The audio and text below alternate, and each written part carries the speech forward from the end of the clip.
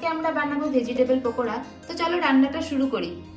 তো আমরা এখানে একটা বোল নিয়ে নিয়েছি, আর এরপরে ভেজিটেবলগুলো আমরা একে একে এর মধ্যে দেব। প্রথমে দিচ্ছি বাঁধাকপি কুচো, দিচ্ছি অনিয়ন কুচো, আর দিচ্ছি ধনেপাতা যেটাকে আমরা কুচিয়ে রেখেছি, ক্যাপসিকাম কুচো,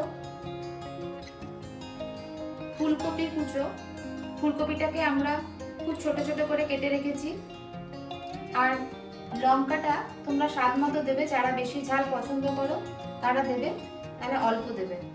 লঙ্কাটাও আমরা দিলাম এর মধ্যে। রসুনটা আমরা এর মধ্যে গ্রেট করে নিচ্ছি। যারা রসুনের গন্ধ খুব একটা ভালোবাসো না বা পছন্দ করো না, তাহলে এটা দেবার দরকার নেই। তবে রসুন দিলে পকোড়াটা টেস্টটা খুব ভালো আসবে। এরপরে আমরা অ্যাড করব 1 বাটি মতো বেসন। এটা তোমরা পরিমাণ মতো দেবে। অ্যাড করব 2 চামচ চালের গুঁড়ো, আর দেব হলুদ গুঁড়ো, কাশ্মীরি মির্চ লঙ্কার গুঁড়ো,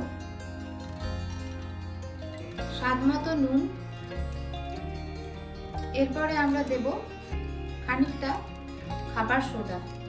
খুব সামান্য পরিমাণে জল দিলাম, খুবই সামান্য, একটু জল লাগলো।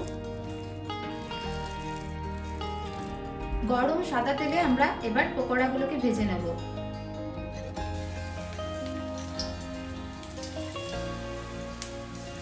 আমরা এই পকোড়াটাকে সন্ধ্যাবেলা স্ন্যাক্স হিসাবে খেতে পারি, মুড়ির সাথে খেতে খুব ভালো লাগবে, বা সসের সাথে তোমরা এটাকে পরিবেশন করতে পারো। দেখবে খুবই টেস্টি একটি রেসিপি।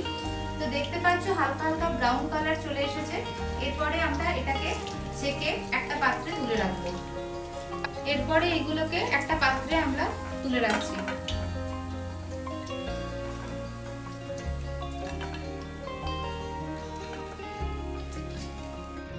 এই ছিল আজকের আমার রেসিপি।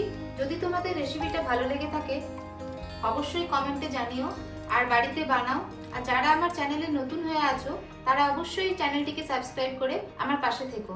ততক্ষণ তোমরা ভালো থেকো, সুস্থ থেকো এবং সাবধানে থেকো।